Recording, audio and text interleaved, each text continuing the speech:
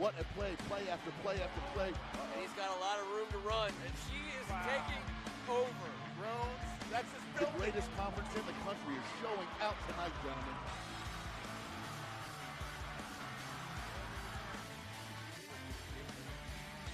I cannot believe it. That is the greatest football game.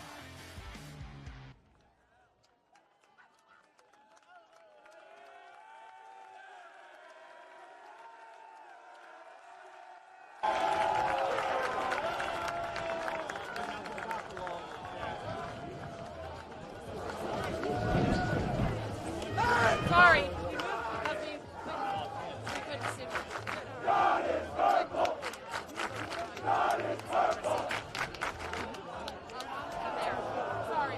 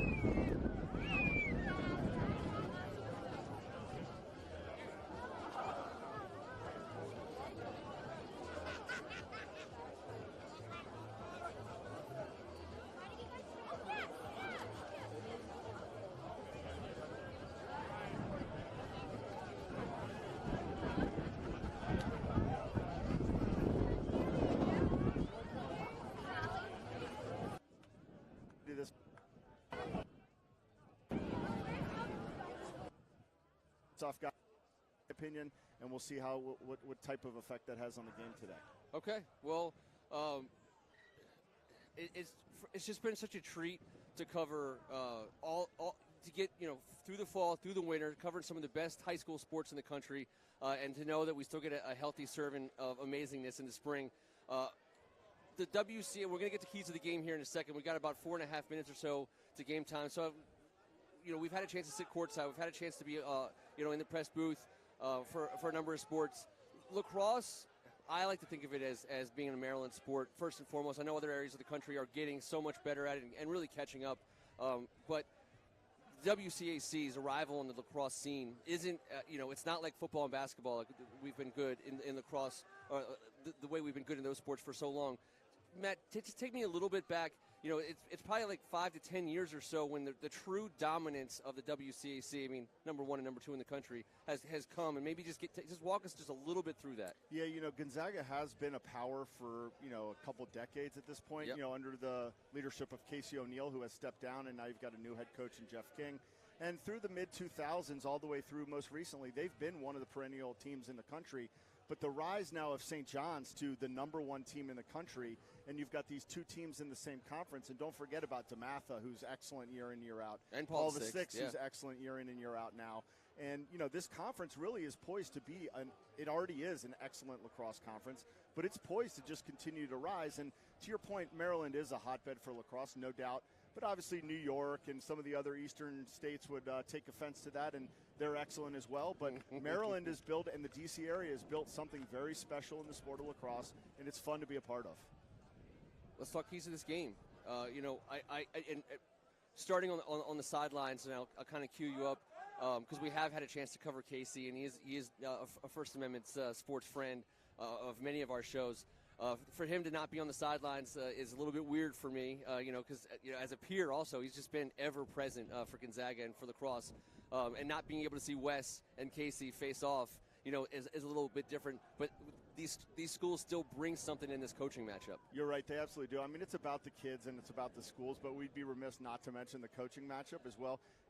Casey O'Neill, the former Gonzaga coach for 14 years, did an incredible job putting this program on the map, and now Jeff King takes over the reins. He's doing an incredible job, has them undefeated at 8-0. And Wes Speaks is arguably one of the greatest high school coaches in the country with what he's built here and how his team plays week in and week out. So it's going to be a great matchup to watch in that regard. I mentioned Jack Weller at the face-off. Another game within the game is going to be what happens at the face-off X. Jackie Weller is so good at facing off, he can go a whole game with only losing one or two. So for Gonzaga, Brendan Lane being the face-off guy, he's a raw athlete, and he's a very good lacrosse player and a great two-way midi. Jackie's probably a little more technical on the face-off side of things. So if Gonzaga can even win like 40% of the face-offs or even 35%, which is still pretty lopsided, but that's a huge victory for Gonzaga. They need to get at least 30, 40% of the face-offs so they can control some of that possession. And then we mentioned the goalies earlier. These are two of the best junior goalies in the entire nation. Caleb Fayok, Big Tasty, going to Ohio State. Declan Monahan, a junior, going to Penn. They're exceptional goalies. They are part of the reason why both these teams are undefeated coming into this game. And lastly, the last key really is, can Gonzaga score?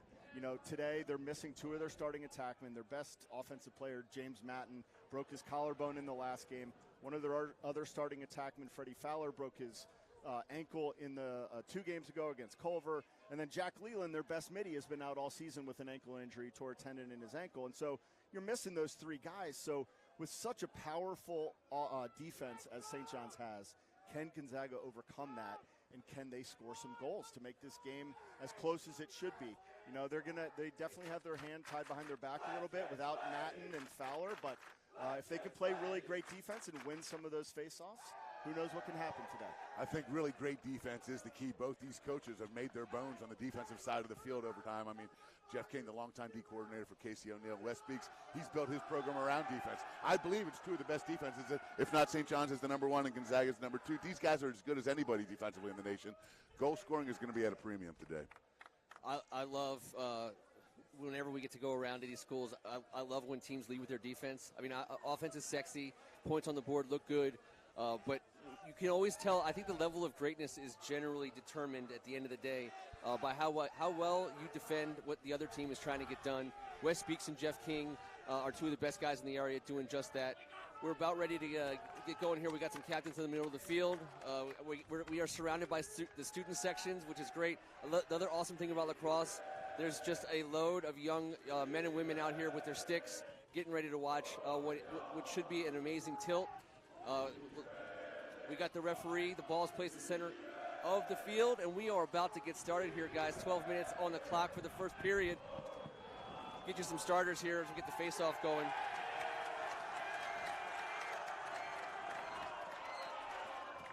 And Weller using the referee there a little bit. It'll be controlled by St. John's, and they'll go to work.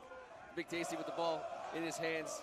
That'll be Richard Checo. He'll get a touch. One of the things to watch at the face-off is where Weller pulls the ball. Does he pull it back? Does he pull it forward for a fast break? Miles Farrington. How well can he control that? He's in the box, and he'll work it over to the corner. It's Chase Cavalier. No, I'm sorry. That's not Chase Cavalier. That's Mac Haley. We talked about some of these key matchups. A fun one to watch today is going to be number 17, Ryan Splain for Gonzaga on defense. Long stick midi, guarding Luke Roa, number 1. Two of the best players at their respective positions. Haley gets turned around. Plays a little two-man game there.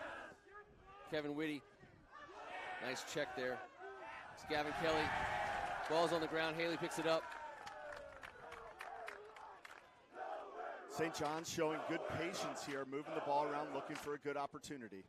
This is our first look at Ryan Dunkel. We've been calling his name out all season, Kevin, and finally get a chance to call him in a lacrosse jersey. There's a shot. And that's a goal. And that's the first goal. St. John strikes first with just over a minute to go in the first period, 1-0. Yeah, and so what you see there is a feed from behind, catch and shoot opportunity. They're already squared to the goal. It's great efficiency offensively because the goalie has to turn from looking behind the goal to looking in front of the goal. And, it's hard for him to track the ball, and Declan Monahan wasn't able to pick that one up. But one of the keys that you're going to see today, and you hope for Gonzaga's sake that you don't, but St. John's is so precise with their shooting. They are just snipers shooting the ball. Jackie Weller in the box in a hurry. He gets it all the way to the crease. Shot no good. Great save. You'll see some of those types of saves from Declan Monahan, saves that you don't think he should make, and Caleb Fayak is just a big presence between the pipes. A miss clear there for Gonzaga. They had their long stick trying to run it up, and it was checked out of his stick. So a failed clear for the Eagles, which hopefully they can rectify as the game goes on, because those possessions are so critical.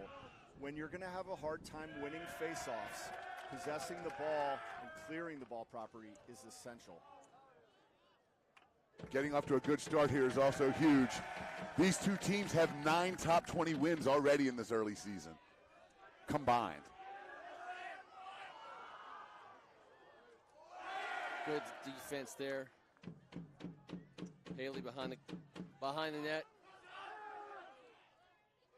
Shot covered up.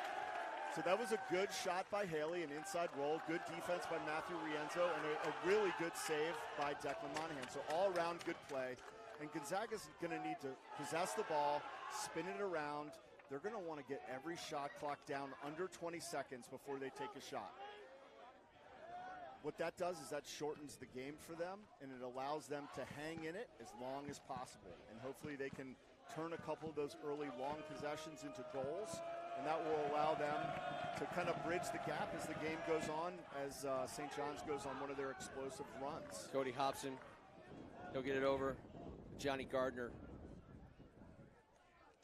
And he steps outside there. Johnny Gardner's a good one to talk about briefly. He's had a breakout season, a sophomore left-hander, really rising to the top here at his position at Gonzaga, and he's going to be a good one for years to come for the Eagles. Yeah, he jumped out with 5 goals in the 12-5 win over Landon and put his name on the map. Yeah, that was really his coming out party, and he's been able to sustain it since then with big performances. Nice defense there. Henry Weller on the long stick defense. That's the younger brother of Jackie Weller.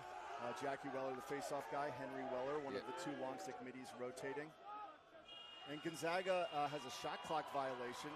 They weren't able to get a effective shot off, so they just dump it in the corner, and they'll get their offensive midfielders off the field and get their defensive midfielders on so they can ride and play defense.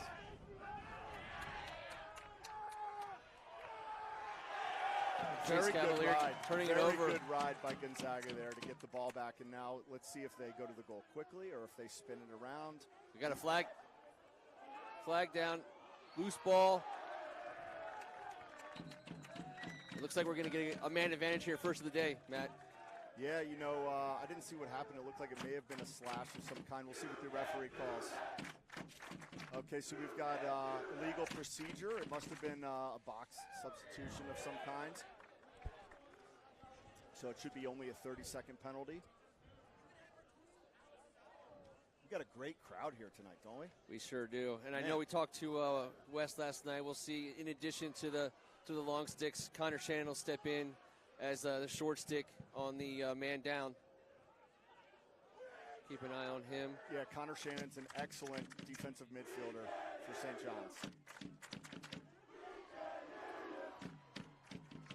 Yeah, what you saw there is, you've got a one-on-one dodge while you're man up, which is not something you really want to feature. You want to move the ball, get quick ball movement. You have an extra player, so really dodging is not usually the best decision. Luke Roa, he'll find Ryan Dunkel. And St. John's will get set up here. Dunkel has a short stick on him, something to look for Gonzaga. They're going to have to slide quickly, which they do. John Draley finding Luke Roa. Keep your eye on number 1. He's fun to watch. Another guy with a multiple 5-goal games this early in the season. He can fill it up. Yeah, so they're in the invert again, which means you've got a midfielder behind the goal being guarded by a short stick. They got what they wanted, but they just couldn't handle the pass. And now you've got Ryan Splain back the other way with the long stick. He's going to find his guy's shot inside. No good. Good save by Caleb. And that's what Big Tasty does. He blocks a lot of shots with his body, with his feet. He's exceptional. You know, that should be a goal. He's huge and athletic, no doubt about it. He is, and he fills up the 6x6, and there's not as much space to shoot. It does have an impact. Charlie Taylor and Ryan Taylor playing a little two-man there. Ryan Taylor, did I say that right? I think I did. Yeah, Charlie Taylor's number 9, younger brother of number 30, Ryan Taylor, both on the field together at the same time. That's cool. Pretty cool. Always like to see that in the WCAC. Yeah, we mentioned the Wellers, we got the Taylors. I think we got a couple other sets of brothers. We sure do. We got 3 of them in the booth right now.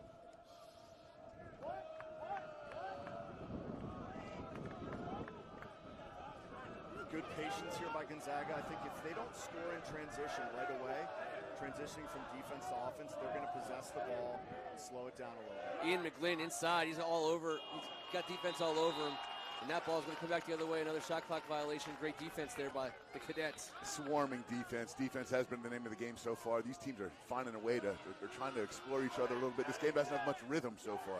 No, you're right about that. It's they're just feeling it out right now and trying to kind of maybe overcome some nerves both ways, I think. No doubt, This man. is a big game. You know, coming out of COVID the last 2 years, these kids haven't played in big stage games, some of them ever.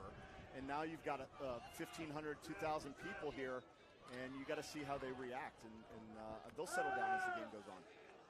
Yeah, 1-2 in this conference with this rivalry. That's a lot to ask early on. Ryan Dunkel was looking for a shot. He's getting inside. Ball's on the ground. That's Austin Cunningham with the takeaway. St. John's had the loose ball for a second. Austin Cunningham, a junior, committed to go to Army. Oh, look at the ball handling there. What a Gavin play. Kelly. Gavin Kelly picked it up off the ground, did about a 3 180s. That individual effort was tremendous by Kelly. He got the loose ball, fading off right.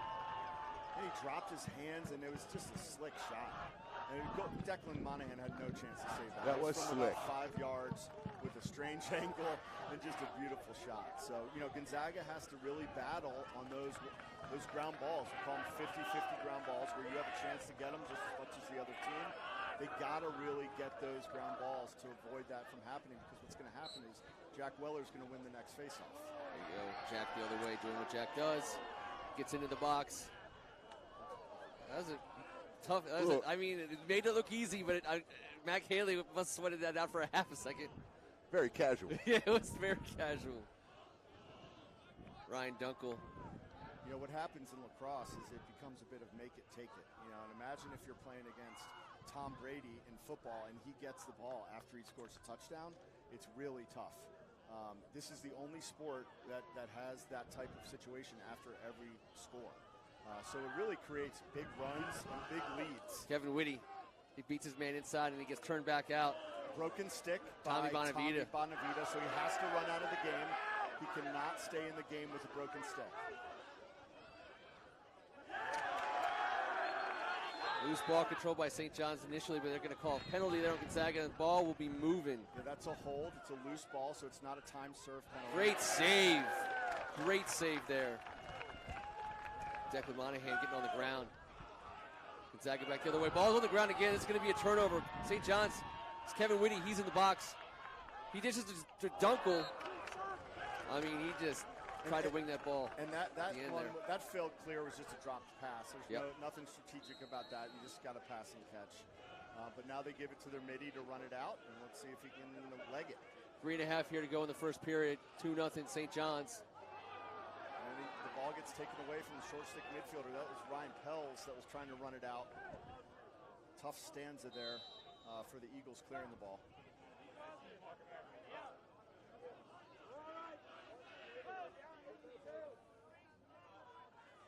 Landon Hyatt. Those are He's getting mistakes a touch. they're going to have to try and avoid with the face-off situation being what it is. So the clears are going to be pretty essential. Chase Cavalier, he gets it inside. He's going to be popping back out. He'll find Chase's stick one more time.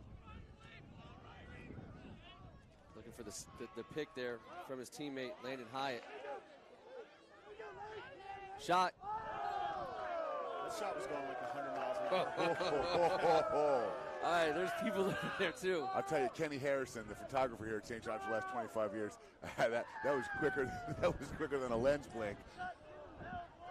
Shot just outside the right pole there by Noah Hall. And Noah wants to have that one back. That was a one-on-one with the goalie, and he just missed the net, unfortunately for him.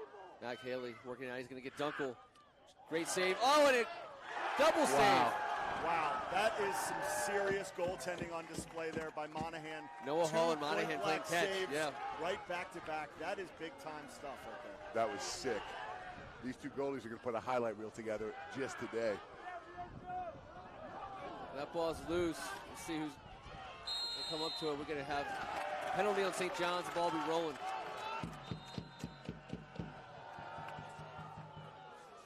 Ryan Taylor swinging it around.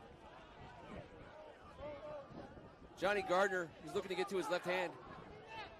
They'll chase him out. Johnny's got great speed. Figueres guarding him, number 3 for St. John's, has incredible footwork.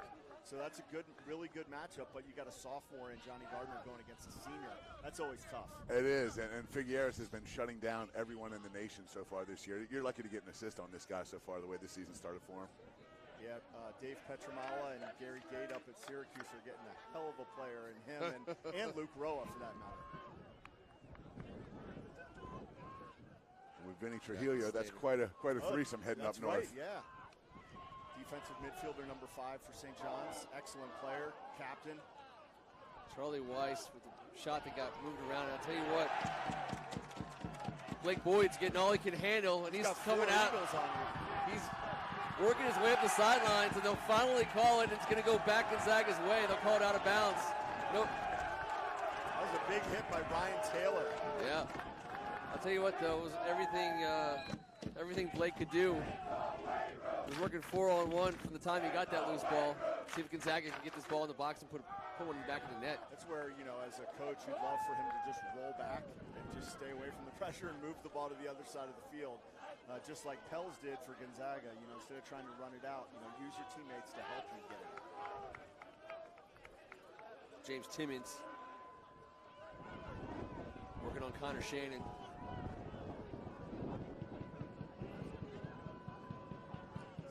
Both of these teams, St. John's and Gonzaga, have exceptional defensive midfielders. And that's part of the reason why their defenses are so good. I featured Brendan Lane, Tommy Bonavita, and Leif Hagerup for Gonzaga. Oh, wow. Johnny Gardner's going to want to have that one back. He got a great feed from Charlie Weiss. One side of the crease to the other, and he just... Did he get stuck in his net a little bit? He tried to catch it left-handed because he's a lefty. All you young folks watching out at home, put that stick in the proper hand in the right hand, and then you have more angle to shoot. Luke Roa, he has 6 gears. Nice save by Declan. Long clear. Time's expiring, so he just wanted to get it out of his end. He's going to go back the other way, and that will be no good. Not good if it goes, but that's going to go all the way into the field there, Kevin. We got 1 quarter in the books. Low-scoring affair here from Quinn Field. 2-0. Your home team, number 1 ranked St. John's over the visiting number 2 ranked in the country, I should say, Gonzaga Purple Eagles. In between quarters, we want to take the opportunity to say some thank yous. We have some sponsors that we want to shout out. First and foremost, Tim Maier, Maier. Yeah, Tim Maier is a Gonzaga alum and parent, and his law firm sponsoring the show today. And so we're just really excited to have his participation and allowing us to bring this game to you at home. I mean, there's 2,000 people here now, it looks like. We're surrounded. And hopefully as many watching at home. It certainly is, and we also want to take this opportunity to thank another sponsor. Someone else is here with us today, the Willie Strong Foundation. We're going to have a chance to talk to folks from the Willie Strong Foundation at halftime. I mean, talk about an organization that's local, I'm sure most of the people who are here on this grounds today have a close link to the family and the families. Everyone watching at home knows when you say Willie Strong, they know exactly what you're talking about. It's an honor to have Maier Maier and the Willie Strong Foundation supporting this broadcast today, and we hope that everyone who's watching and participating in this broadcast checks these folks out. And if you can give. If you can volunteer. And we like I said, thank you so much to these folks, because without them, we couldn't be here today. I feel the drum beat in my heart. I think people at home could probably hear the drum pretty loud as well. We're right next to the student section. Gonzaga student section. Kind of thought you'd be used to it by now, my man. It's different when you're beating the drum than when you're standing next to it. Jackie Weller. I mean, he's got something going on up there. So that time he pulled it forward for a fast break. Yep. And that's a lethal offensive skill to have. It creates a 4-on-3 as soon as the whistle blows. And, just like we said, for the keys of the game, Kevin, before the game, Gonzaga, how are they going to score goals? And, we know they're down a few key players, but right now they've got a goose egg on the board. And so, they're going to have to try and solve that riddle. And you said it best. They've had some issues just catching and passing, a little jitters, a little nerves early in the game. They just got to settle down and play their game. Gavin Kelly, he's going to shoot upper 90 on the left-hand side. He just misses, stays. Cadet ball. I tell you, there's howitzers attached to some of these sticks. I mean, the reality is St. John's has players committed to playing college at every position. So offensively, their top 6 are top players in the country. They can all shoot 195 miles an hour. Luke Roa with the shot down low. Declan Monahan with yet another great save. Declan Monahan's keeping the Eagles alive right now. And they need him to. I mean, he has to play that way for them to, rise above here. Gonzaga swinging around their own offense now. Johnny Gardner on the right side. Behind the goal now, Ian McGlynn. He gets inside the crease. Fyack loses it for a second. That loose ball is picked up. And that's going to be a Gonzaga goal as it's picked up. I believe that's Johnny Gardner. Yep, it's Johnny Gardner. Great garbage goal. Not unlike St. John's' first goal. So you may say, oh, that's just lucky. But that's part of the game. Ground balls, hustle plays, and taking advantage of opportunities. Way to be, opportunistic there by Johnny Gardner. Yeah, Caleb won that back. A couple ricochets there. Ball got loose in front of him. He lost track of it, and there was a loose ball pickup attempt there right inside the crease. And Jackie Weller just absolutely going to work, and he's not going to be denied. What are we going to call that, Matt? So, yeah, I mean, Jackie Weller, I coach him in club ball. He plays for the Mad Lax DC Dogs, and I've coached him for about 10 years, actually. And he's one of the toughest kids I've ever coached or been around. So, even the 50-50 ground balls, he's likely to win those because he's just that tough. So who taught him all these face-off techniques? I didn't actually teach him the face-off techniques, but I did switch him to the face-off position. So that's good coaching. Sorry to the Gonzaga fans at home. Mac Haley, he's in charge now for St. John's. He gets the ball behind the net. It's wanted to get a nice cross out there, and it's going to find the stick. Gavin Kelly. That was a good deflection there by number 11 for Gonzaga. 5, 4, 3. And that's a goal. Noah Hall, and the goalie was shielded by the defender. It was a very nice shot right over the defender. Declan didn't see that ball. It was a laser beam from a blind spot, and he gave it his best effort there. He almost got a piece of it. He sure did. I think he might have grazed it with a stick, but how often? I mean, that's next level when you got a guy with the ball who knows, hey, I got someone between me and the goalie. If I can get a shot on goal, the goalie's going to have even less time to react. The training in this sport now is so advanced. You'll see kids doing drills, shooting around a football dummy just to practice that exact same thing, shooting around a screen. And Jackie Weller, that's another one for number 24. He's been unstoppable. And there's the advantage you talk about, Matt. Yeah, it's just, like I said, it's make it, take it. So they scored a goal, now they have the ball again. So Gonzaga has to not only get a stop, then they also have to clear the ball in order to play offense. Luke Roa. He's going to get it over. Kevin Whitty will swing it back. And there's Ryan Dunkel. He's looking to work a one-on-one match. He gets inside the crease. And a great stop by Declan Monahan again. Another ridiculous save right on the doorstep. Bonavita with the ground ball and a high and opposite pass. Nice play by Bonavita there. Senior heading to Army. Grady Corcoran, long stick. A long way from home, he's going to stay down. Shot deflected. Picked up and shot again right away as Johnny Gardner looked to try to get a second on the day. I thought I heard that hit the pipe. Did that hit the pipe? There was a noise. There was definitely a noise. Gonzaga retains possession. 8.5 to go here in the first half. 3-1 game, 2-goal lead for the Cadets. 1 versus 2 in the country. Sunny. Finally, we had a little weather scare there right before the game started.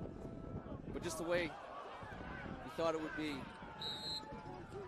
I didn't see that. What happened? We just threw it away? Catch and pass. Same thing we talked about. Well, now you got a fast break going the other way. Dunkel with a nice dish. And that's going to be a score by Mac Haley. Mac Haley's a sniper shooter. He's very effective. He doesn't miss those when he's wide open. And that turnover, just passing and catching, led to transition at the other end. I believe that was Gavin Kelly to Ryan Dunkel. And we talked about those passing. John Draley on the hockey assist. John Draley yes. on the hockey assist. Sorry, I said John Draley. I got that wrong. It was John Draley. Some of these passes are almost like shots, the way that they're putting them on each other. That ball movement right there was tremendous. Mac Kelly finishing with the goal. His big brother led the nation in assists last year at Georgetown. Hey, there's Jared Turner. Wow. Steve Turner, the basketball coach's son. Couldn't handle that ground ball. Jared Turner, we just finished covering him. We saw him 5 minutes ago down at Robinson, didn't we? I mean, you put a long stick on him, you're covering quite a bit of field. It's a very, very long stick. That is a lot of Jared, what is he, like 6'6", 6'5"? Yep. So he grew up playing lacrosse and basketball, obviously, and then because of COVID and losing a year and then the condensed seasons last year, he hasn't been able to play much lacrosse in high school. Right. So he's just thankful to be out here and playing again, and his dad's thankful and happy as well. Coach Steve Turner, the Gonzaga men's basketball coach. Oh, we do love Steve. 7.5 to go here. Gonzaga looking to close this 3-goal deficit. You imagine Steve has a nice beach chair, a little cooler with some Gatorades in it. It's a different approach for him this season. Big save by Big Tasty. Yeah, that was a 14, 15-yard shot. It's just not going to go in against this goalie. You have to shoot from closer in with more velocity. You can't just throw a bouncer at the ball. Biggie loses the ball. He gets it. What a great ride, though. Oh, that's a hit from behind on St. John's. Johnny Gardner is not going to be able to keep it there, and that ball will be frozen up. And yeah, you're right. Gonzaga's going to go on another man advantage. They're actually going to have 2 penalties. They should, at least, because that loose ball push at the end should trigger another flag, because you can't blow up the play by pushing from behind. So there should be 2 penalties, and I don't know if they're going to have picked that second one up or not. We'll see. Connor Shannon just couldn't resist that one. There was a situation there. It was a little bit behind. It was obviously a penalty. Well, you know what, too? When you get a few goal lead and you have that confidence in your goalie, your faceoff guy, and all around the field, a penalty or 2 doesn't matter. I think it's just like hitting the quarterback a little late. You'll take that 15 yards. He's going to think about it for the next 3 quarters. No doubt. So you want now or extra man or power play for you hockey fans. You need quick ball movement, and you need to find that extra guy. St. John's doing an incredible job of staying on the ball and just rotating quickly to really absorb that ball movement and not allow Gonzaga to find that extra player. McGlynn and Gardner, little 2-man game. There's a shot by Johnny Gardner. He beats the goalie. That's a pretty sick rip right there. Left-handed, near side. Caleb Fyox right-handed. He pulled it to the near post. There's only about 6 inches of room on that side, so that's a great shot. Yeah, he handcuffed him. He couldn't get his hands over there to make that save in time. That thing had some smoke on it, too. Johnny, he can shoot upper 90s, no doubt, and he's shown that this year. And again, he's a sophomore who's going to be, I think, pretty highly recruited by the local schools, whether it be Maryland, Georgetown, or whoever. They're all aware of him because of his play this season already. And Weller in the head there. They get a little procedure penalty. St. John's on the move. Ryan Dunkel with the ball. He finds Luke Roa.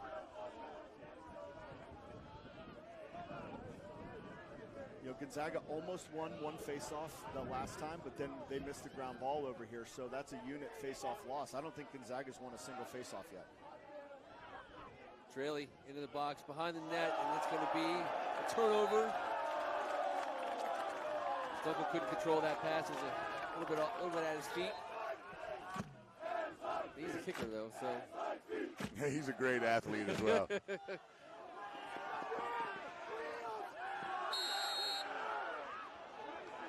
John Grelly making up for the pass on the last possession. Dunkel chasing it down. Again, another failed clear, which is not something you can afford in a game like this. Another deflected pass.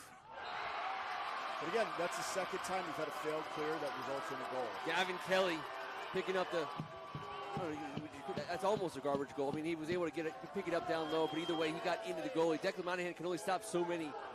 Yeah, when it's a loose ball like that and you don't have anybody on you because it's unsettled like that, you can just wrap it around the goalie. The goalie has no chance. Yeah, it's tough. It was a triple pump at point-blank range. I mean, fake once, fake twice, it's over, man. It's not much you can do. And by the way, when I was talking about Ryan Dunkel being a kicker, I meant because the ball was at his feet and he does some work with his feet. He should have kicked it instead of trying to catch it. Watching him play out here is making me get ready. We got some good calls for him in the fall, that's for sure. Jackie Weller. You're right about the toughness. He made sure St. John's had that possession, and here you go. Cadets on offense, they'll reset their personnel.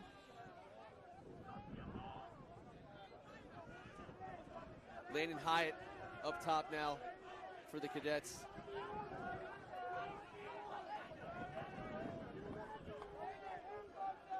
Chase Cavalier working with Noah Hall.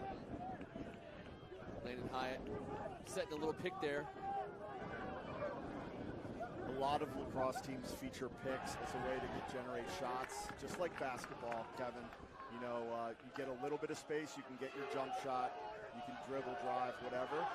So it's no different in lacrosse. You get a little bit of a seam, and you can get your shot or feed.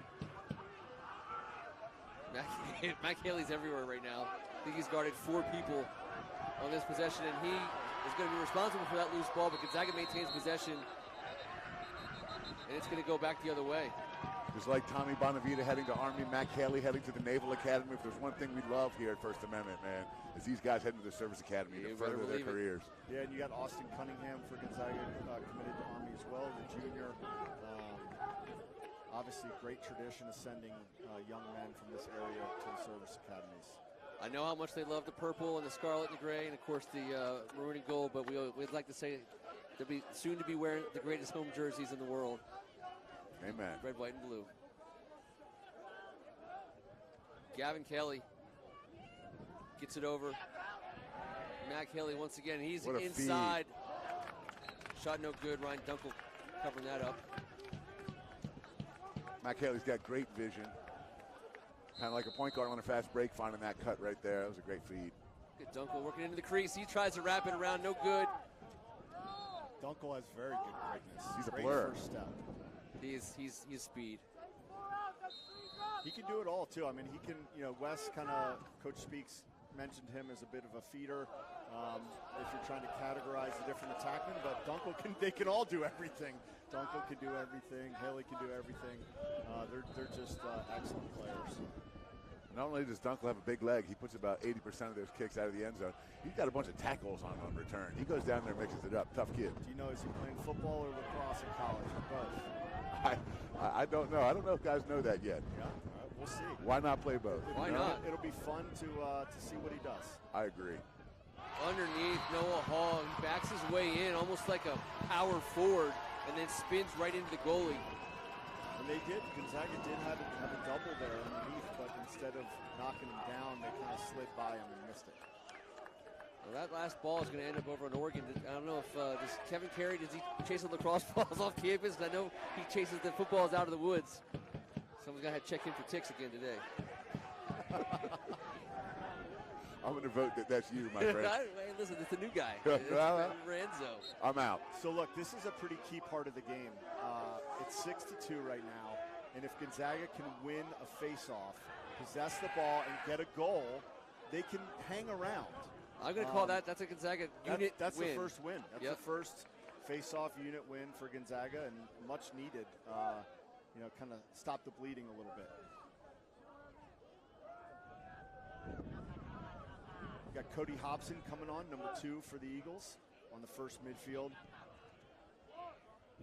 He's an excellent sophomore player, bright future ahead. Number 3, keep your eyes on him. He's got both goals for Gonzaga today. Done it a couple different ways. And so, Johnny Gardner was a real beneficiary of James Matten, because James Matten, when he was playing, would draw obviously the number 1 defender. Johnny Gardner would get the number 2 defender, and that's really allowed him to really have a breakout season amidst his hard work and talent. But, now he's being guarded typically by the number 1 guy, so it's just going to be harder for him to score. So I'm impressed. Oh, and he finds his way inside, and that bounces off a couple players, including the goalie and maybe a pull there. But, yeah, he was working on Blake Boyd there. Blake Boyd definitely making his presence felt by Johnny Gardner. Air Force. We almost forgot about him. He's heading to Air Force. And take a second to say we wish the best to James Matten. You never want to see that. I feel terrible for the kid after the last 2 years. Good luck down in North Carolina, and hang in there, bud. Yeah, James is he's arguably could have been Washington Post Player of the Year. And broke his collarbone in the last game, but he did get 8 games in this year and had an incredible year, and hopefully he'll get rewarded with some accolades from just those 8 games, because he was phenomenal. It only took one of those 8 games for me to understand he's a way better athlete than his father. Yes, indeed. It's not saying much, though. Caleb Fyock with a behind-the-back clear from just outside of his crease. He's got swag, man. He's smooth with it. He's not afraid to play with a little panache. Big opportunity here for St. John's to open it up a little bit if they can get a goal. And conversely, a huge opportunity for Gonzaga to get a stop and go into the half with the score as it is, or possibly even with them scoring one more at the other end. Just over a minute to go here in the first half. St. John's with that 6-2 lead. They're going to work on offense. Nice save, Declan Monahan. From this angle, you could see the awesome shot straight away, Yeah. and it's pretty frightening what these guys have to stare down. This hard rubber ball at 95 miles an hour. Luke Roa, he gets stopped by Declan Monahan. Kevin Whitty with the feed, no good. Gonzaga back the other way. 45 seconds to go in the half. Gonzaga gets something going. They want to go out on a high note. End of the quarter, end of the half. Possessions are absolutely crucial in this sport. That's the taste. Taste in your mouth at the end of this half. Is it going to be purple or red? That's going to be a timeout for Gonzaga. 30 seconds to go in the half. Gonzaga will talk it over, set something up here. A low-scoring game, you'd have to say, at least through one half. 6-2. Certainly both of these teams capable of scoring a whole lot more indicative of the amazing defense that both of these coaches employ. And maybe the 2 best goalies in the nation, certainly in the junior class, and that's being proven right now as we're watching. This has been ridiculous. Like we said, goals are going to be at a premium, and there's no doubt about it. They're fighting and clawing for everything they got. I mean, look, both teams are doing a great job. St. John's averages 17 goals a game this season, which is ridiculous for a high school team. So, if Gonzaga could keep them to 12 or under 12, they could be in this thing. And they've done a good job of not letting it get out of hand. But St. John's has so much firepower. It's tough. They really do. And then with Wes Speaks back there, calling the shots. Since Wes Speaks got to the league in 2017, no one's had more WCAC victories. Now, obviously, Casey O'Neill on an 84-game win streak with 7 straight titles set the bar. But these 2 teams, St. John's has only had 1. Now, Gonzaga's won the last 2, but, mean, I can't remember another team competing for a title in this conference.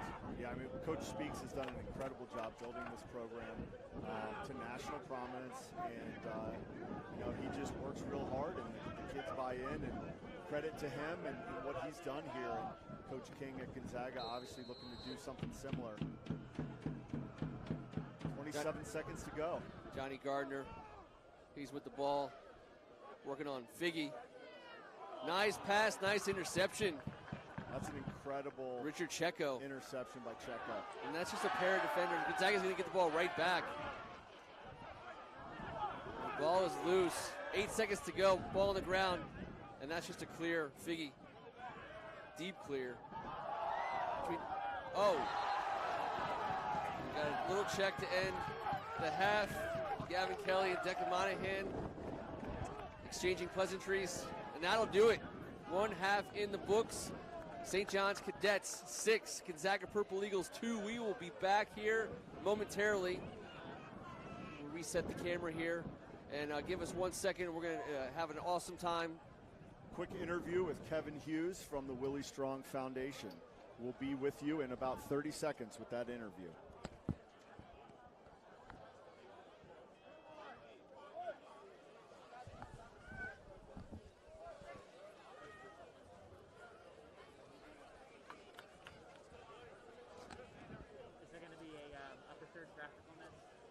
All right, guys.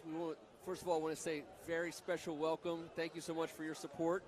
Appreciate you being Kevin. here. How are you? Great to see you. Thanks for having me. Yeah, we're joined by Kevin Hughes, founder of, along with Claire Hughes, of the Willie Strong Foundation, and want to just quickly, plug the foundation and give you an opportunity to talk about it. I knew your son Willie Hughes, incredible young man, and a friend to so many in this crowd and in this community. First, give us like a little bit on Willie, because I know a lot of people would love to hear about him. Well, when I think about Will, I just, a few things pop to my mind, which is he was an awesome son, an incredible sibling. He was super nice, kind, fiercely loyal to his friends. I think, Matthew, your son would, attest to that. And he just had a deep passion to live. He loved his sports, and then even after, he was diagnosed, he continued to play his sports, go to school, and he pushed treatments further than anyone ever had done at Children's Hospital at the time. I mean, he'd always greet you with a very warm smile and had a contagious laugh. He was an inspiration. Yeah, absolutely. I can verify that to be the case, no doubt. Now tell us a little bit about the foundation and the work that you and Claire are doing with the foundation. So the foundation, we started the foundation because there is no cure for aggressive pediatric brain cancer, and frankly, there are limited options for treatment. And so, we wanted to do something that would further the ability of, Children's Hospital, who we're partners with, to actually advance treatment in this area.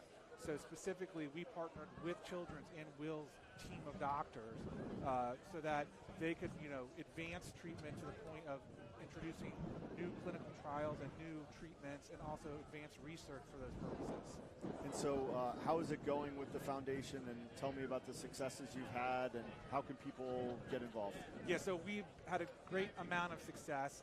We've actually raised $2 million in less than awesome. 3 years, throw in a pandemic, so I think that's pretty good to raise $2 million during that time. And so, but look, the work's not done. That's the biggest message here. There is no cure. There is no treatment. So if somebody wants to get involved, they can go to www.willistrong.foundation, and you can make your donation there. The donations will go straight to Children's Hospital, so that money will be put into research or clinical trials or treatment immediately. So look, the website's also a great place to learn more about Willie, the foundation, and all of our activities, especially our summer event coming up. So it's williestrong.foundation.com. No .com. Okay. It's just www.williestrong.foundation. Got it. Great. All right. Well, hopefully everybody at home will take a look and help out. And we thank you so much for coming on and spreading the word. And we all love absolutely. Willie, and we're thankful for you to be here and to participate in this event. Well, thanks for this opportunity, and good luck to the boys out there, many of whom are Will's friends. Absolutely. We mentioned that earlier in the broadcast. It's a great way for the family and for the name and for Willie to live on, because everyone recognizes it. We only imagine that pretty much everyone here is familiar, along with so many people who are watching from home, So thank you for all the hard work that you've done, and really the way the rallying the community. I appreciate it. Thank you.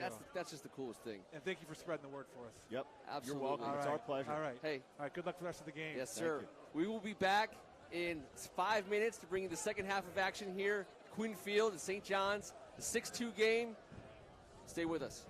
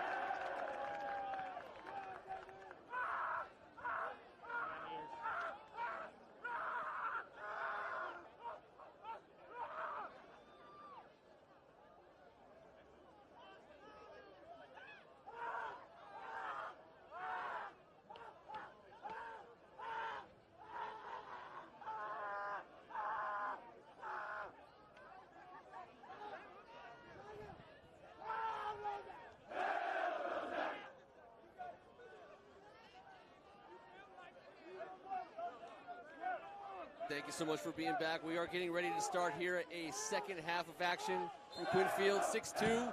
Jackie Weller picking up where he left off with a face-off win to get the second half started. St. John's on possession. I'm Ken Marangola with Matt Rienzo and Kevin Ricca. Just a little St. John's Gonzaga Friday afternoon matchup. No biggie. No, NBD. Just a little number 1 versus number 2 in the country. And Jackie Weller is a ferocious pit bull. I mean, it's just nonstop. Yeah, you know, Jackie's committed to go to Michigan, and he's going to help that program really get to where they want to go, because he's going to be, I think, as good in college as he is right now. John Draley on the drive. Spinning around Mac Haley. Evoking memories of his older brother as he comes around and whips it for a goal on cue. Money Mac. So that's a really interesting thing to look at. If you see the replay, you know, they used a pick, and that forced Matthew Rienzo to switch off of his matchup with Mac Haley, in which case a short stick midfielder was guarding Mac Haley, and that's not a fair matchup. He's going to win that most of the time, and he just came around and stuck it. And so really good coaching adjustment by Coach Wes Speaks, and great finish by Haley.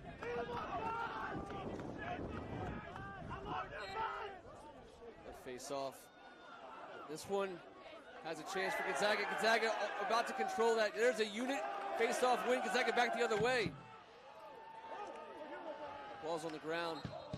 Jackie Weller still working hard out there. I mean, he wasn't giving up on that possession. We got a flag on the field.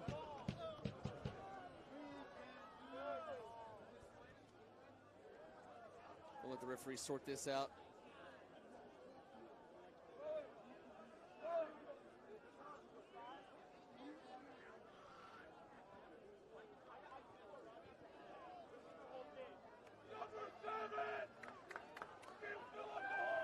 So we've got, there was a penalty on Gonzaga. It looks like Ryan Splain's going to serve that in the box. I didn't specifically see what he did, but I'm guessing it was a slash. And so St. John's is extra man. If it's a slash, it's a 1-minute penalty.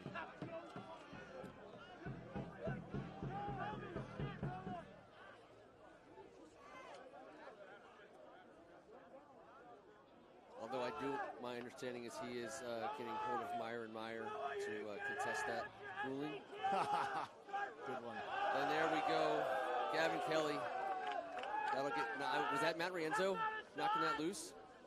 Matthew Rienzo with the long stick, number 11 there.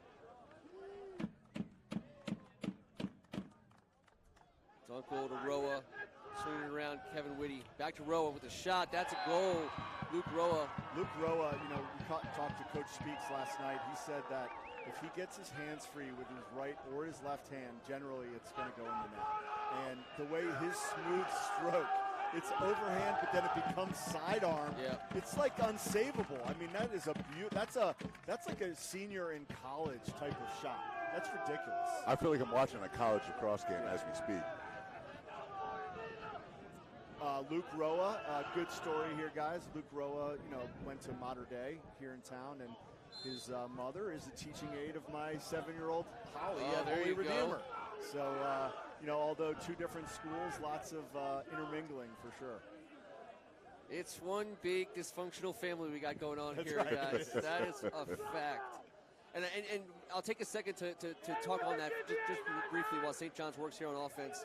St. John's and Gonzaga, one of the greatest high school rivalries in the nation, but also two of the best representatives of a Catholic high school conference in the WCAC. No better representation than that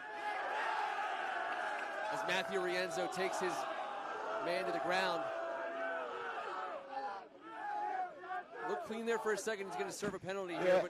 But he definitely pushed him from behind at the end. So, I think he was hoping that he was going to get a loose ball push call because he kind of landed on him there at the end, but got the flag. The penalty doesn't necessarily underline my point, but the way that the two communities came together to put this game on. Tim Maier representing the Gonzaga family and folks on the St. John's side. I mean, Willie Strong Foundation, their roots go so much deeper than just St. John's and Gonzaga, obviously. But, just we would be remiss if we didn't talk about how, yes, there's a lot of rivalry and competitive nature out here, and parents root for their kids and root against other folks. But at the same time, we always talk about the first C, the WCAC. It's a Catholic conference, Catholic families, and serving each other in this community is really what we're all about and what all these families are all about. So, just I tip my hat. We are at St. John's, but the Gonzaga and the St. John's communities are very well represented, here today, and we couldn't do it without them.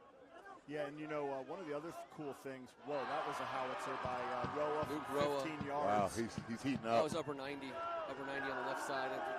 And again, Declan, you'd say he didn't have a chance. There was a couple of people in between him and that shot. Yeah, that thing was smoking. We talked about the two communities coming together. Are we going to get to do more games down the road this season, or what? Yes. We will have more information for everyone tuning in today and anyone checking us out after this game is over. We will have a schedule of events, certainly culminating with some postseason action in the WCAC playoff games. Hopefully, we'll talk to Joe Rada about getting over on to I Street as the Eagles are on offense, and there's a shot. And Caleb Fyock. So that Brendan Lane, great speed, great face-off win. But Caleb Fyock is going to save shots that are thrown at his feet. You really have to aim for good spots on a goalie of this caliber. So off-stick side is the place to shoot. But just throwing it at his feet, he's probably going to save that 99% of the time. And Brendan Lane, a key member of the Gonzaga secondary in the football squad, I believe. He is a heck of an athlete. Brendan Lane, he's fast, he's lightning. He's going to Holy Cross, where his father went. And J.L. Reppert, who's the head coach up there, formerly an assistant at Maryland, he's getting a really good one up at Holy Cross. I'm not sure if anybody really fully appreciates that, because this is Brendan Lane's first real season playing lacrosse, because it was hurt freshman year, and then with the 2 COVID years, this is really his first time as a senior playing, and so he's a very good player.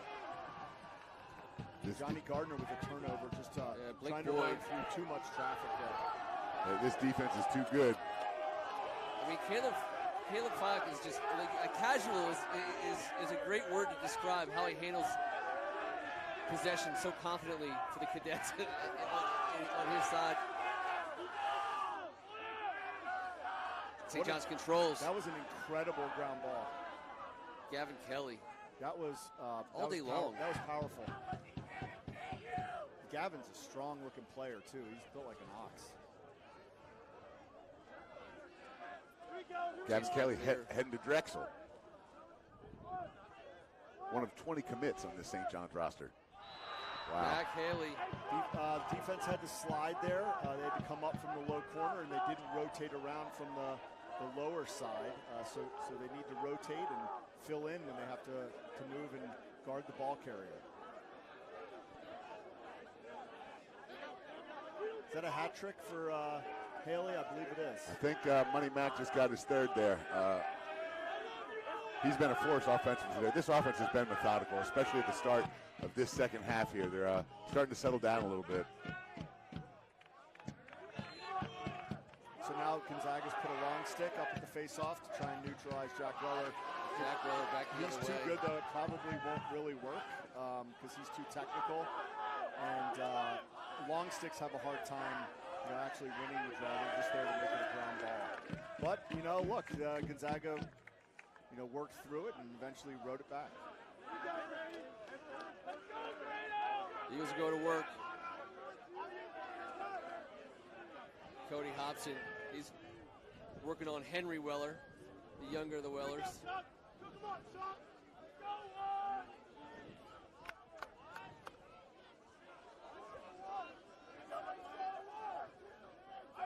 Ian McGlynn and Cody Hobson playing a little two-man game, get it behind the goal.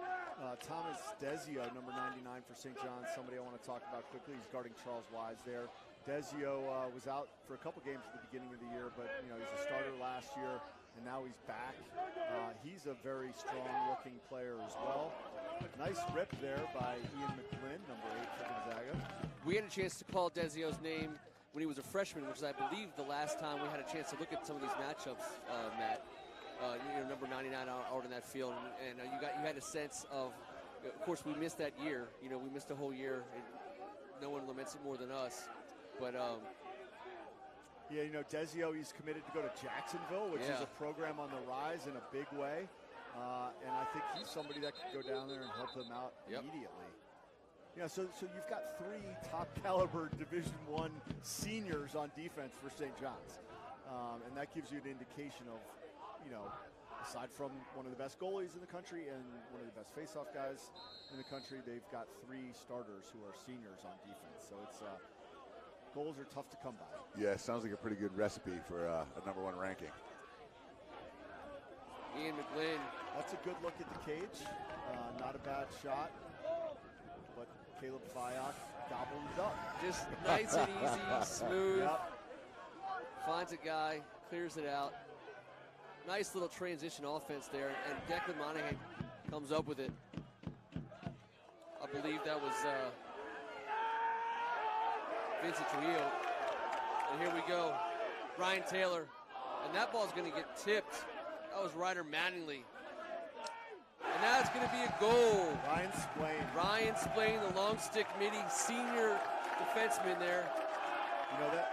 Ryan Splain is, it's a little bit of a wide margin here, but Ryan Splain is the kind of player who can give Gonzaga a spark. He plays long stick midi, he plays close defense, he also scores in transition. Every other game he scores, he's good for a goal and an assist in many games. And so he's not just a defender, he's a transition player as well, and very effective, as you can tell there. Big Tasty looked into the stick and thought there might have been a hole in there that time. He's like, the only way I'm getting scored on is if there's a hole in my stick. Speaking of checking sticks, Jack Weller just seems to come up with face-offs.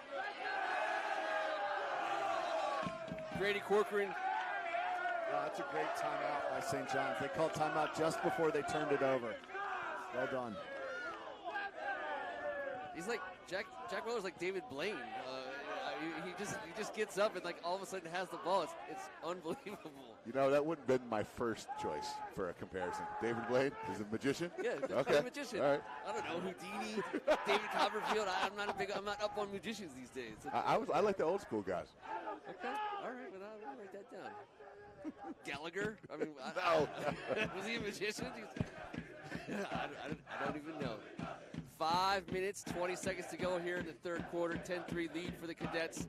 And the Gonzaga students are cheering like it's a tie game, which I've always come to respect the student sections in the WCAC. And having called Ricka and Strachan and Marangolo have had a chance to sit up nice, close and personal to many a student section. We got to give the Gonzaga student section some serious props. They bring their A-plus game every single time. Got to hand to them. They're clever, no doubt. They make it fun. The WCAC is awesome in all sports. Just so hyper-competitive, and the fans make it even better. I don't see this atmosphere could get much better. We're sitting here looking at Rock Creek Park across the way. There's over 2,000 people here watching the 1 versus 2. And what I said in the pregame, this conference is putting their stamp on the fact that they are the premier conference on lacrosse in the country right now. That's what's happening. 1 versus 2 today is symbolic of that. I was going to say, look at that shot we had. You had the clouds in the background, the trees in the background. I mean, Kevin, you're about to start weeping. It's so gorgeous. I get emotional this time of year.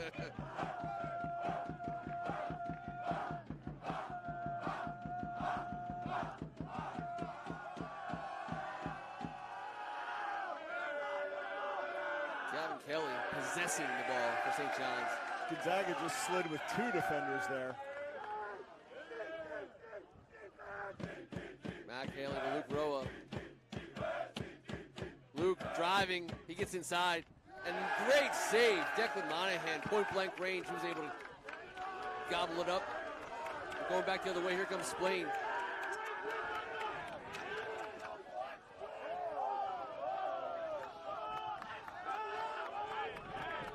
You can see Splain, when he's jogging out. He was going to stay in on offense, which he does quite a bit, but I think he's a little gassed. Leif Hager up behind the goal to Ryan Taylor.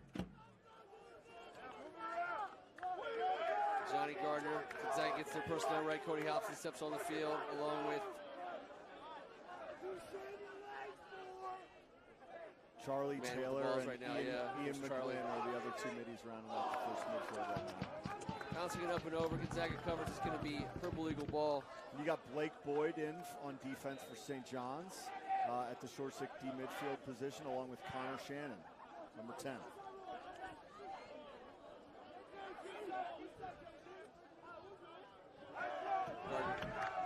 Hobson. Hobson moving inside. 20 seconds on the shot clock. Ian McGlynn. He'll find Ryan Taylor in the corner. And there's your shot. That was actually a really good shot. Well placed, about knee-high off stick side, and Fayok was able to gobble it up yet again. That was a good shot, though, by Charlie Weiss. Yeah.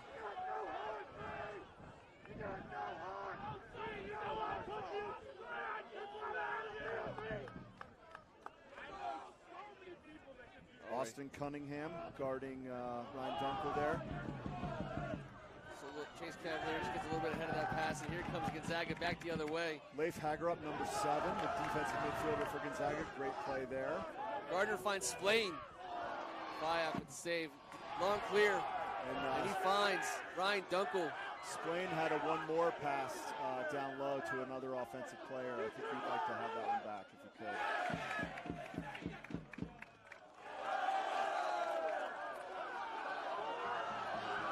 It's going to be tipped off of Mac Haley, but it'll stay St. John's ball. We got a lot of referees in the stands today.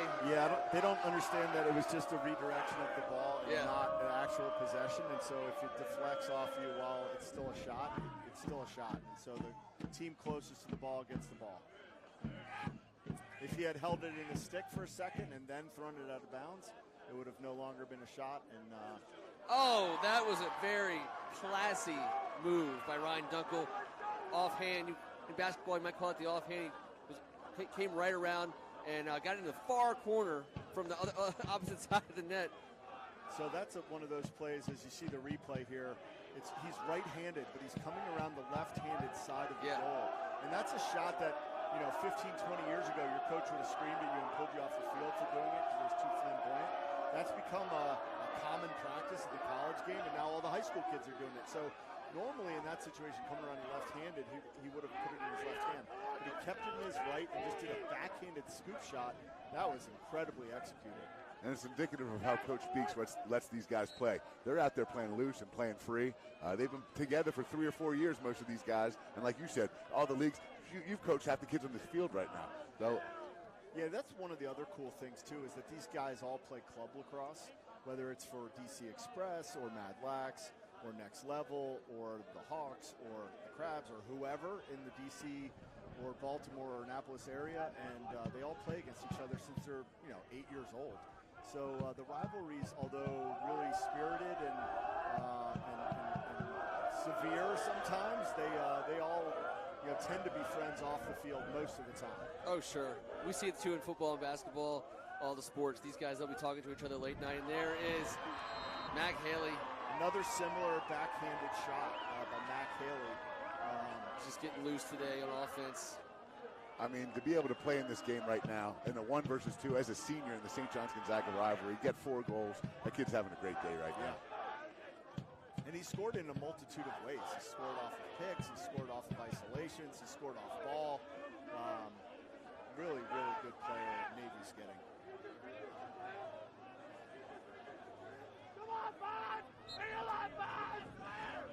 And so now, St. John's is starting to settle in now. They're winning face-offs, they're scoring goals, and this is like, as a coach, this is one of those things you hate to see because you can't control the game when that happens. I think they're going to get... That was definitely a push from behind with possession. Jack Schreier against, Weller was the one that got hit. Yeah. I'm not sure who actually the penalty was on. I think they got Jack Schreier for that one. Pretty easy call, the referee. Got some nice hang time on that flag. Yeah, and I know sometimes, when things aren't going as well as you want, you get those frustration plays, but, I don't want to play, if I'm Gonzaga, I don't want to play man down against St. John's, so I'd try and limit those if I could. Luke Roa, he has time to wind up. Look like Nolan Ryan over the top. Inside move, what a pass. Gavin Kelly collects and puts it in the back of the net. Just like that, with under 1 minute to go in the third period, the Cadets are up 13-3. All right, at least Gonzaga gets a break from Jack Weller for a play. They're bringing out another face-off guy. We'll get our first look at, are they bringing out Blake Boyd? Yep, that's right.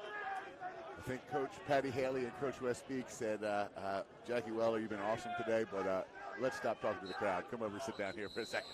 And Take a deep unfortunately, breath. Gonzaga didn't realize it, and they still put their pole out there. But they won it. Yep. So good job there by number 12 for Gonzaga. Nick Sweeney, the defenseman in long stick midi, facing off with a long pole. Charlie Wise now working on Blake Boyd. Ian McGlynn now. He gets inside. He spins. Loses. There's going to be a loose ball on the ground. That's going to go back St. John's way.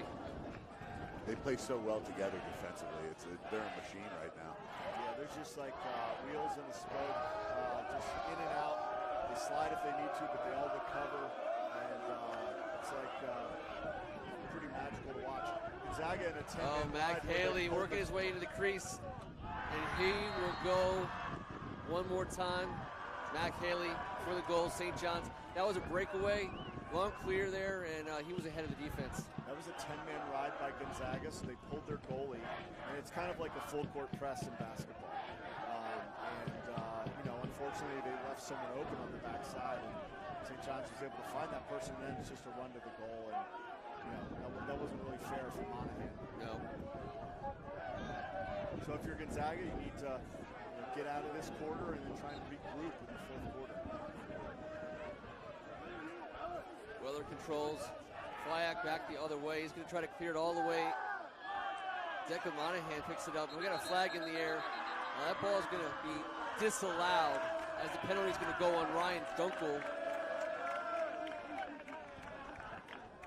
He got a little excited there as 2-on-1. Declan Monahan was playing pretty tough, and he drew the foul. It's going to go back Gonzaga way. 8 seconds to go here in the third period. We got a little bit of a temperature drop as the sun hides behind these clouds over here off of Military Road. Kevin Ricker reaches for the jacket. Matt Rienzo. I'm going to put on my First Amendment sports sweatshirt. Oh, you didn't give me one. Never mind.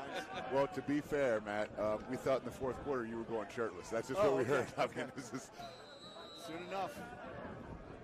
Wow.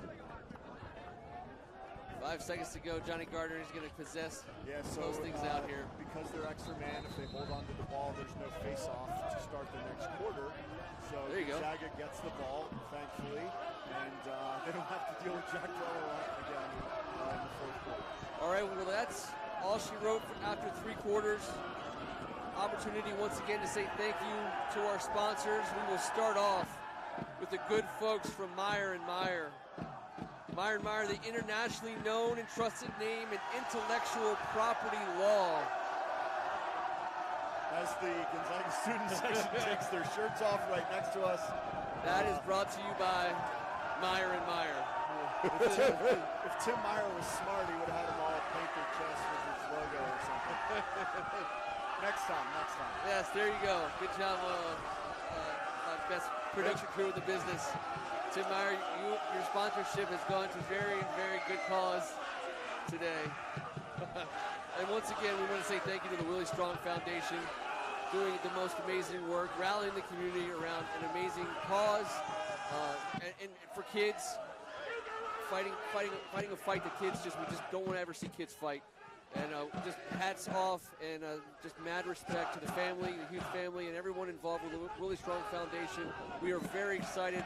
Talked to Kevin after halftime. We certainly hope to have the opportunity to do some more stuff with these guys as the years go on. I think it's incredible. I wasn't able to be here at halftime. I am so proud to be a part of this whole deal with Willie Strong. Fantastic. It's fantastic. So as Matt Rienzo alluded to, Gonzaga will start the fourth quarter with possession. And they go to work right away. It'd be great for them to get one here and then build off that and maybe get another one on the next possession or two. And just try and do something productive here that could give them good positive vibes going into the next game as well. I mean, down 11 goals in the fourth quarter, we knew this was going to be hard.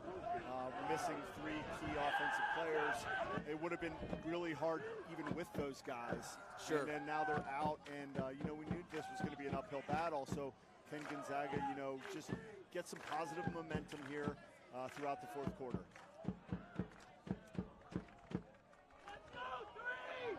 Charlie Taylor gets it back up top.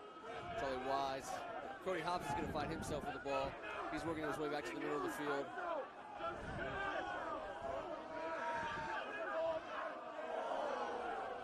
He wings a shot across the face mask of Fayok. It'll stay Gonzaga ball. Did not hit the goalie or the goal, so the shot clock is down to 19 seconds from 80. Gonzaga hasn't really been able to get Johnny Gardner going here since the beginning of the game. Desio with a loose ball pickup. That was a great ground ball by Desio. Unfortunately for him, they threw it away. But that's a break I think Gonzaga's happy to have.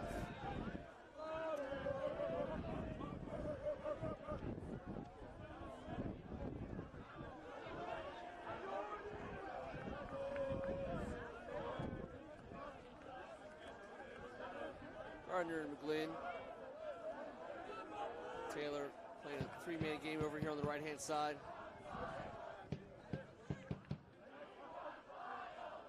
This could be a shot here. Gardner gets inside. That ball is loose. Gonzaga pick up that loose ball. Johnny Gardner draws nothing but attention. He got a Charlie horse or something that looks like in his thigh. Yeah, we hope he's okay. Yeah, he definitely. I mean, ever since the beginning of the game, he's drawn the full attention of that Cadet defense after 2 quick goals early on in the game. Yeah, it looks like he got a little stinger on that left thigh.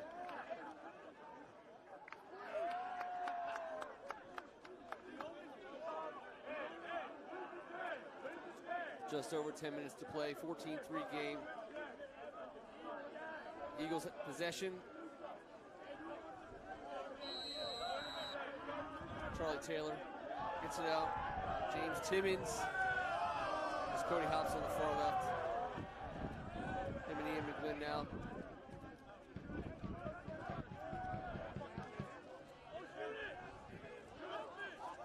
St. John's is practicing their zone defense, it appears. Nice looking clear there by Checo. And they're off and running. Ryder Mattingly.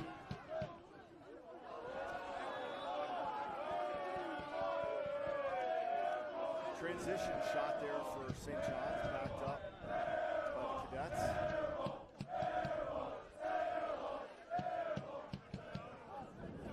To give a little perspective here on both these guys here, the MIA has McDonough, Boys Latin, and Calvert Hall all ranked in the top 6 in the country. All 3 of them have lost to both these teams. I mean, this is a different level of lacrosse we're talking about. The score is not indicative of the match that we thought we were going to see today. But this Gonzaga team took down Culver last week, and that was a huge victory. They've combined for 9 victories against the top 20 together. I mean, I don't see how you can play a tougher schedule and win as many games as these two have. Yeah, both these teams play national schedules, which is really it's awesome. It's fun. It's also exceptionally challenging. What a rip. Wow. Gavin Kelly dumps it off to Landon Hyatt. Landon Hyatt, the senior, who does absolutely everything for Coach Speaks. We had a chance to talk to Wes last night, and that was a name that came up. Just a senior that he points to, right? It says to the younger players, the other team, and say, this is how you do it. This is what we're all about. This is the leadership that he provides off the ball, off the field, on the sidelines. I know that, and we can watch when he goes over on those sidelines, every single player on that team is happy for number 90. And in sports, those are the kind of guys that you want to have the chance to call their name out. You want to have the chance to see them do something because they earn it during the week. That's right. And Coach Speaks mentioned a couple other guys. One other being Luke Musser, who's the senior captain, who maybe isn't on the field right now and at times doesn't play as much, but he's a big-time leader for them. And a cool side note, he's the player that started the investment club with Connor Shannon at St. John's. That's kind of amazing. Coach Speaks said they have 50 to 60 kids at their investment club that was started by 2 lacrosse players. It's pretty neat. I think that's who you want your kid to be friends with. Is there any way you can invest in that's who I want to be friends with. Gonzaga at St. John's Lacrosse? Because that's not a bad it's not a bad play. Nice little interception there by Matthew Rienzo. Gonzaga controls. They'll go back the other way. Weren't able to control that clear pass. Are you suggesting these young men invest in First Amendment sports? Is that indirect? Well, without a doubt. Stranger things have happened. Yes.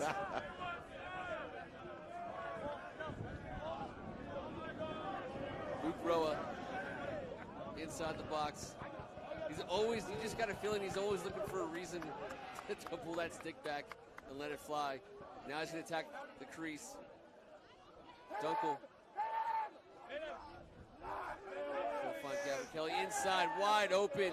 That's going to be a goal. John Draley. John Draley with the goal. Just left open. There was a little miscommunication there by the Eagles. Looks like Johnny Gardner's coming out, limping out, maybe getting cold due to his injury here. And especially as the temperature goes down, you want to protect a kid like that in a game like this. There's no need for him to. Oh, I was just saying it was a great feed and finish by John Draley. I know his grandparents back on Ferndale Street are proud right now.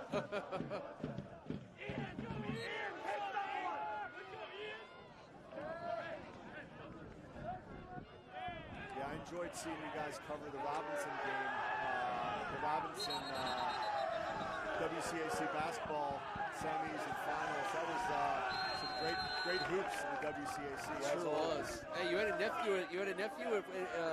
In that fight during that weekend. We got a chance to call his name out. Eddie Paquette. Yeah, for the Eagles. absolutely. Love his game, man. Yeah, he's a good player. Yeah, he's a dog. He doesn't shy away from any contact. He gets after it.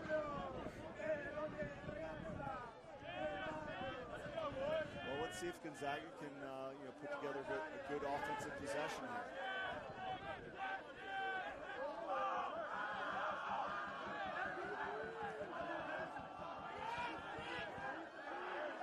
Getting our first look at some guys as Aiden Rafferty. He's got it out. Looks like Stephen Dunton's in the game, Yep. number 6 for Gonzaga.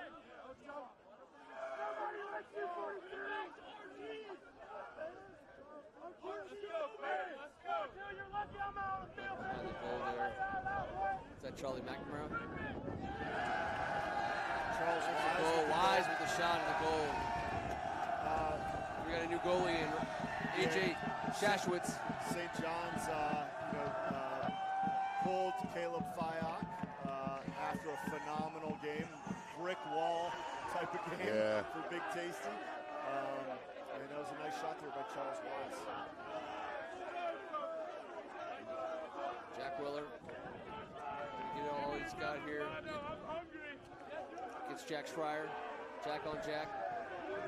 Coach Speaks was like, all right, that was great that Gonzaga scored. I would have put Weller back in. Yeah.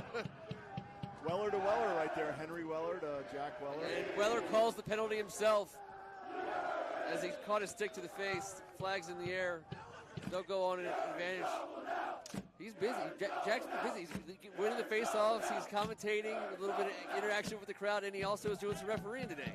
Hey, man, Jackie Weller, Big Tasty, and Mac Haley. Those guys showed up to show out today. Sure did. And don't forget all the unsung defensemen for St. John's also, who just clamped down. I mean, these guys were great today. All right, man down for Gonzaga. Not a place you want to be against this potent offense. Let's see if they can get a stop. Miles Farrington in now. He'll deliver to Haley. They get behind the goal. Jack Pia up top to Farrington. Heading to Mount St. Mary's. Pia. Zach Webb is getting our first look at him. He's in the middle there, getting some time. John Offit also inside.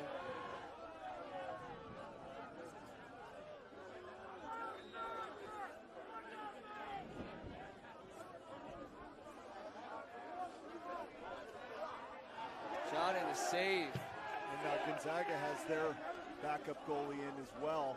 Declan Monahan is out. Kevin Kane. In comes Kevin Kane, the freshman, who's a very good player in his own right. He's definitely going to take the reins when Declan graduates after next season. These goalies are big between Fayok and Kane. I mean, it's Friday or no. We're supposed to be giving up meat on Fridays, but between the pipes, we got some big boys. That was bad. That's bad. Love it. Love it. 12-point game, 5 to go. St. John's on the clear. I mean, when your nickname's Big Tasty, it's not Ken's fault. I mean, what was he supposed to do?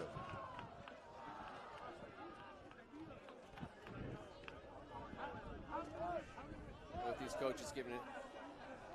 A lot of players, a couple extra minutes to here. Get a chance to see some guys. Kevin Kelly stays in. You know, and despite the score, just to think that a year ago, you know, they got to play like 7 games, not at all, no fans, you know, and then the year before that, the whole season was canceled. So just great being out here, great weather, great competition, great rivalry, and that's another nice goal. Kevin Kelly, full speed, coming around the side, beats Kevin Kane on the inside pipe. It's awesome the kids got the ability to play in a game like this. Yep. 1 versus 2, like you said, no fans last year. Get out of here, man. Look at this. Look around here. This atmosphere is nuts. St. John's, it's a big statement game for local lacrosse and lacrosse in the country, what the Cadets were able to accomplish today. And Gonzaga subs out its starting defense, puts in you know, a second group here. So Jared Turner getting some run. Who else we got back there? Michael Alcorn. Yeah. And Sweeney, Nick Sweeney.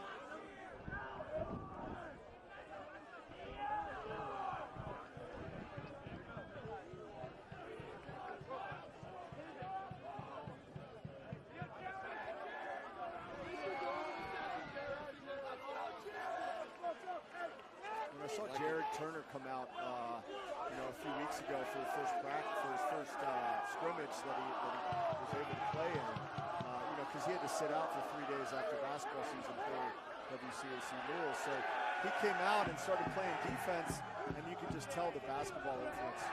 Oh, a big hit there by Jared Turner on cue.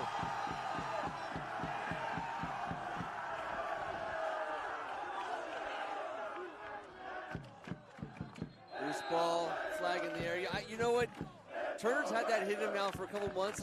Watching him on the basketball floor, I think he wanted to level that kind of hit a couple times on the hardwood. I'm glad he has an outlet for that kind of thing, because I know he's not going to be able to do that in 5-on-5 in basketball, but at least he has a chance to put some pads on and do it out here. Yeah, that was a nice play, no doubt.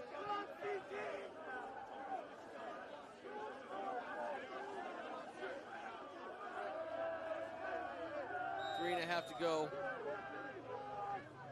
Gardner back in. Johnny Gardner muscling it out here. Nice bounce pass to him. Ian McGlynn, he'll find the corner there and comes back out to McGlynn.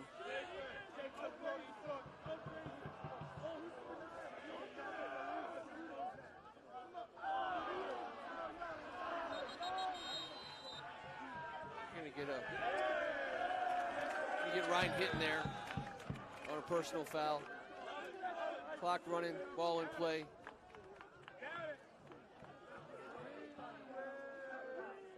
Hobson with the ball for Gonzaga, up top, delivering out to Gardner. I'm sure he's happy not to see Checo, but yeah, he can breathe without getting yes checked on the hands and arms and no Figgy, no Checo. Great dish inside, great finish by Charlie Taylor from Charles Wise. Really nice play there by the two Charlies. And the shirtless Gonzaga students are still spirited. I'm just glad the sun stayed out for these kids because the temperature definitely hasn't dictated, but the sun's still warm. Ken, the rain almost rained on all our equipment. We were that close. We were that close. Yes. The helmet's almost open.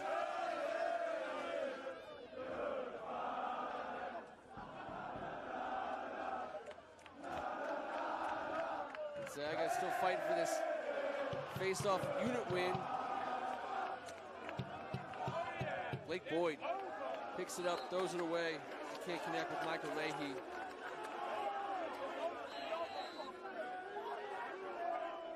So St. John's takes on the Heights next on Tuesday, which is a WCAC matchup. Heights has been playing pretty well. They play a zone defense, and it's been very hard for teams to score on them. So that should be a good game. And then Gonzaga plays another big matchup on Monday against Georgetown Prep. Okay. The Jesuit rivalry out of conference, but and then good counsel on Tuesday. So, you know, a lot more lacrosse to come. This is we're about at the halfway point right now. They're going to get Alexander Latchford for the penalty. He'll serve the time for doing the crime. 1:51 left, 17-5 home team. Gonzaga on the possession. So St. John's has hit their season average for goals on the nose. Cody Hobson winging it in with the man advantage. And Matt, that's kind of what you're talking about. You want to go out with a little bit of a good feeling. You know, to play your game. Yeah, I mean, you know, there's only a minute and 45 seconds left, so you're not going to win it at this point. But you just want to get some positive momentum. Yep. And, you know, there's nothing for any team to be ashamed of losing this game. I mean, St. John's is an exceptionally formidable opponent. You know, them and St. Anthony's and a couple others. Gonzaga at full strength, certainly in that group. Well, there's a reason they're number 2 in the country. I mean, that's what it's all about. I mean, these two programs are as good as it gets, and you're just getting a chance. This is just one outcome.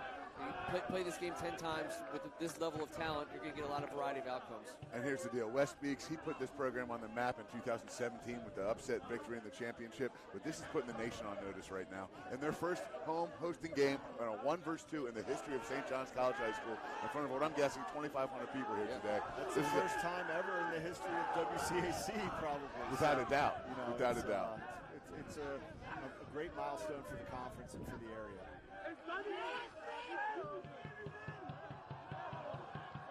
Ball was loose inside the box. Gonzaga comes up with a loose ball.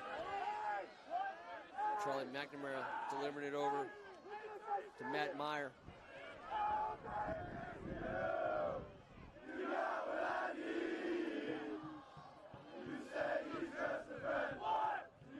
Bismarcky making an appearance here late in the game. I think we'll just let Bismarcky carry the rest of the broadcast. Yeah, Matt Maier delivers it inside. It's going to be picked off. I mean, nobody beats the Biz, so.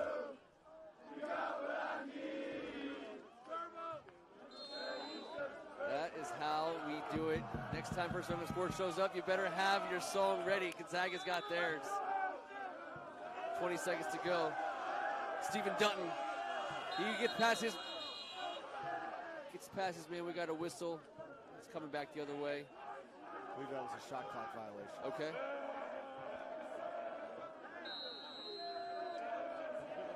Looks like we got the JV squads lining up, ready to play next. Loose ball inside. They can collect it. Buzzer beater. Ball stays loose. Flag in the air. 3.4 seconds to go. That's the best hang time on a hanky I've seen all day. Yeah, that was up there like 40 feet. I thought the clock was going to run out before it hit the ground, but we're going to get a man advantage for the Purple Eagles one last time before we say sayonara on this one. I'm saying sayonara on that last flag. How about we keep that in the pocket, sir? Oh, we couldn't have a game without just a little something here for the Zebras. But they love it. That's what they signed up for. 3 seconds, last shot. It will be saved. That's the ball game. And from Quinn Field, home of the St. John's Cadets, the #1 team in the country, victorious over the #2 team in the country in the greatest high school rivalry that we're aware of. St. John's and Gonzaga putting the closing touches on a 17-6 win. We will be back to cover more high school lacrosse with this crew. We look forward to it. We'll be back certainly before the postseason, but then in the postseason, subscribe to First Amendment Sports. It's free. Hit the notification button. Find out when we're going to be bringing you guys the next game. Thank you so much for joining us today. He's Kevin Ricca. Hey, what a great day for the WCAC and the St. John's Cadets. He is Matthew Arienzo. Yeah, this is awesome. I'm psyched to be outside. Great WCAC matchup. Love the game of lacrosse. So this has been great. Thanks, guys. I'm Ken Marangolo. We will see you soon. Take care and happy Easter.